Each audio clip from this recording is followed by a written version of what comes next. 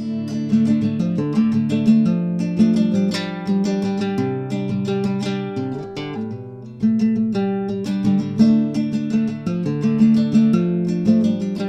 Mark Tuschman, and I'm here at Photo Central in Hayward, California.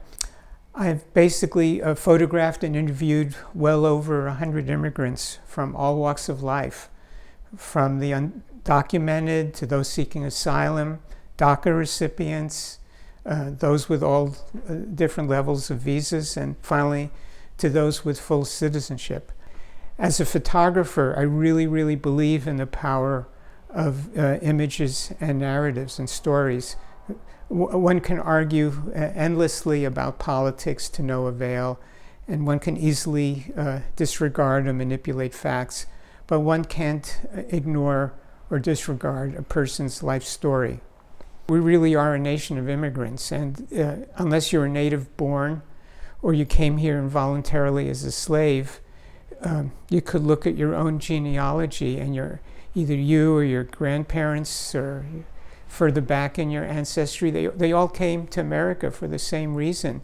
It was to escape fear and persecution, to build a better life for themselves, to educate their children, and to live in freedom and democracy. And that's why people are coming now. I've known Mark for many years. He's retired, he doesn't have to do this, and I truly admire that he went out of the way to do this. So thank you, Mark. My story is quite ordinary compared to the ones you'll hear today and some that I've read on Mark's website, but I thought I'll share some thoughts with you. So my name is Sandeep Giri. I'm originally from Calcutta, India. For those of you who don't know, it's a small town of 20 million people. So currently, what I do now is I'm into engineering. I build hardware for machine learning and artificial intelligence. For a small company in the area, you might have heard of Google. So I came to the US to study physics. I came to a small college in Iowa, Cedar Rapids, Iowa. They gave me a generous scholarship, which enabled me to come to the United States. From then on, I went on to graduate school at the School of Engineering at Stanford, where I studied material science. What I want to share today is primarily the US legal immigration process, which the previous speaker knows very well about. I had a very close, intimate encounter with it. From the day I landed the US to the day I became a citizen was 14 and a half years. And I completely followed the process to the T. Did everything right. I remember when I filed my citizenship, I had to prove that not a single day in the US I was there illegally, as they describe it as out of status. And in those 14 and a half years, I was on F1 student visa, optional practical training, another F1 student visa, optional practical training, EAD, green card for 5 years, and then became a citizen. I would say in general, my observation, and certainly in the recent past, it is quite difficult to legally immigrate to the US. It is a fact. I don't think most American citizens actually realize that, people who are born here. A lot of people wonder, why do so many people overstay their visa, jump the border? Why take the illegal way? Why not come legally? I'm going to explain to you why they do that. The legal part obviously is not easy. Getting an undergraduate visa to come to the US is one of the hardest, because you have to prove that after your undergrad, you will go back to your country. You have to show you have ties to your country, like property, like assets.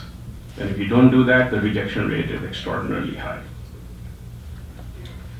Even if you finish a degree in the United States, you want to get a skilled visa, which is H-1B visa. That is extraordinarily hard as well. And I'll walk you through some of the numbers. For the last 10 years now, H-1B is a lottery-based process. What that means is, even if you meet all the requirements for an H-1B, you get a good job, you get a good company to sponsor your H-1B, you basically go into a jar with a number, and the computer picks a number, and you get it. There is 65,000 visas, H-1Bs in general, and on a general category, and there's 20,000 if you do a master's or undergraduate or a PhD in the US. Both of those quotas are now a lottery-based system for 10 years now. So what I noticed is at Stanford, as well as my undergrad, a whole number of my friends, a good number of them, got their master's, got their PhD, and then were forced to leave the United States, even when they have a job, just because they didn't get a lottery. I know a number of them went back to China, a number of them to India, Europe. One of the Ukrainian friends, Evgeny, I knew was probably one of the brightest mathematicians I have ever met. I mean, this guy, if he goes on to win the Fields Medal, which is equivalent to Nobel Prize in math, it will not surprise me. He's that bright. He was forced to leave the United States after getting his PhD in math. He couldn't get an H-1B lottery. So we are losing a high number of skilled people because of this crazy process. By the time you finish a PhD at Stanford, Stanford has spent about $250,000 on you. And I'm talking numbers 15 years ago. Now probably it's closer to $500,000. Don't you agree it's craziness? You spend $250,000 to $500,000 to educate them. They got a job, the company wants to keep them. They didn't get a lottery and now they're forced to leave. I think something is severely broken there. Would you agree? Yes. And I know this is a loss for America. I know Europe and Canada are chomping at the bits for getting this kind of skills. Now, coming back to H-1B, even if you get chosen for the lottery, when you want to renew H-1B, they reject you over small technicalities. Very, very tiny reasons over small things. And I know people personally who are going through this. When you go from H-1B to a green card, it becomes even more harder. And I'll talk about the green card process. Now, because of the high number of H-1B rejections, people leaving, there are other places in the world where US educated folks are moving there and a whole industry is starting. And I know a startup culture is starting in various cities in India, for example, in Mumbai, Bangalore, New Delhi. I know a lot of Germans get educated and go back, several tech hubs coming up, same for Canada, etc. And these are US educated, talented folks. Now let's go back to the green card process. The way green card process works, and I'm talking about the non-marriage route, which is if you just go through the professional route, proving your skill, you have to find a company that wants to sponsor your green card, which it could basically mean hire a lawyer or a legal company and go through the arduous process. Now, if you happen to be one of the countries where a lot of people come from, which is 4 countries have a long line, you get in line, which is India, China, Mexico, Philippines, and I believe Vietnam is the next after that. You wait for a number of years to get your green card, which if you're from one of these countries, it's extremely long. I'll give you an example. My brother came to this United States in 2010. He's a software engineer. He builds healthcare platforms for the government of Wisconsin right now, the state government. I would argue a skilled worker. He's still on visa after 9 years. 6 years later, he's on a line, he might get his green card. And then 5 years after that on green card, he will get his citizenship. So if you add that up, 20 years from the day he lands in the United States to the day he becomes a citizen. Now you know why people want to jump the border?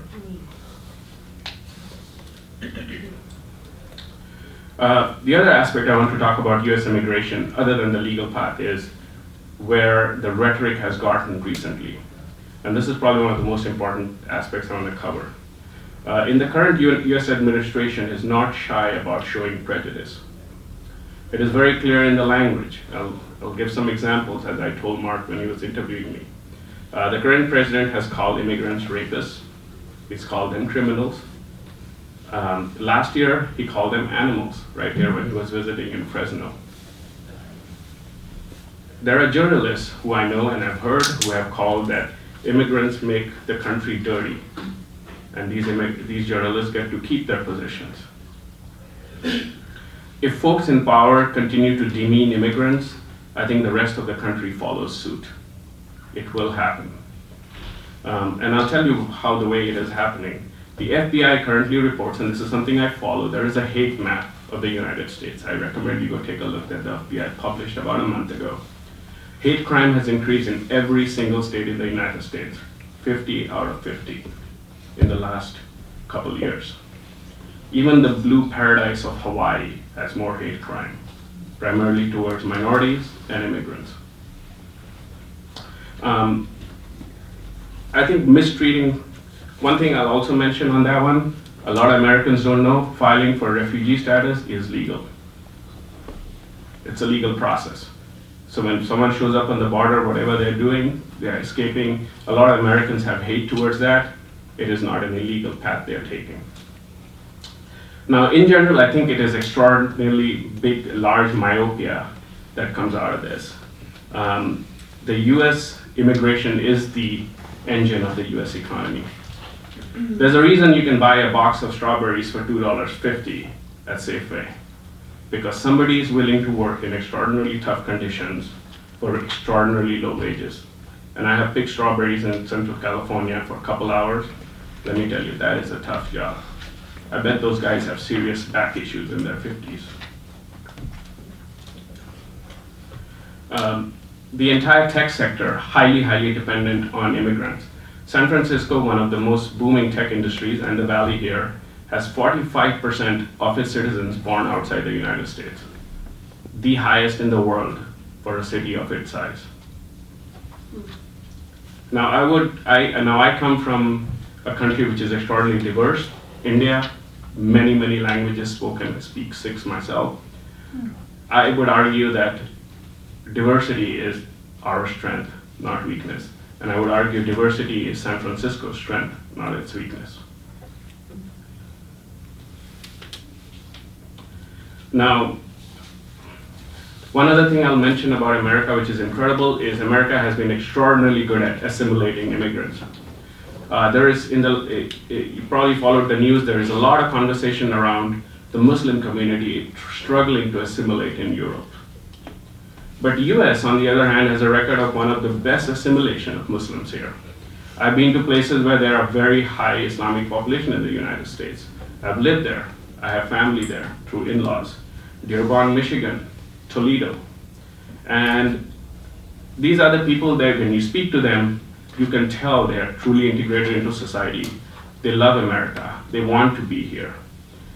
DACA folks, you talk to them, they also love America too. They want the system to work. They want to be here. You can read assimilation within their words.